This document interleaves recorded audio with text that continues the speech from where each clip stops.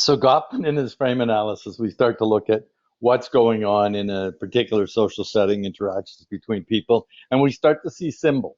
So symbols are very much, that's why Goffman is seen as a symbolic interactionist. Symbolic interactionism, ethnography, and as well, um, the all three phenomenology all fit in as societal reaction theory. They're based in the idea that we watch and understand society through the actions people have one to another. They're not like the early learning model theories where the individual things just happen to them. It's sort of the way we look at children. They copy us. It's like they're little sponges and just do what we do. And it sort of removes the ability, the sense of their agency, their decision making.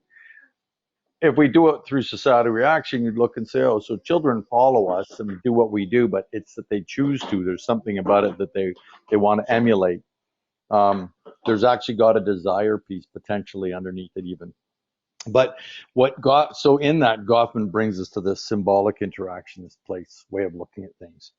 Beyond that, there's, we start to look at, because of using that symbolism, looking at the backstage, front stage. In the backstage, we start to see, we look for little things that are they intended? Are they unintended? Conscious, unconscious? Are they delivered unconsciously, sent unconsciously, received consciously, unconsciously? That starts to change it to communication theory. And that is very much about looking forward. Prudence, the idea of there will be a future. The reason I need to act this way today is because there'll be a future tomorrow. There'll be some other future interaction. No interaction tomorrow, I may not have, the face work may not be quite as significant. So that communication piece is significant in the way we look at what goes on between players. You're trying to get exposed to the backstage. You're looking for the power dynamics. Who's got what status? There's social roles, that status are granted to roles, but then what individuals have social status? Who's granted that status by others around them?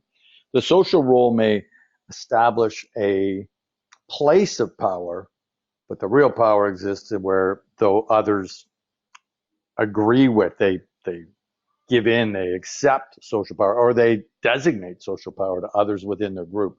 That's the peer thing, peer pressure. That's we often talk about. It's that. So something to consider in that, and Goffman would get us to do, is to analyze how much of the relationship work, which is about relatable, referent others, how much of that actually is sort of planned, unplanned, because that gives you some sense of power dynamics.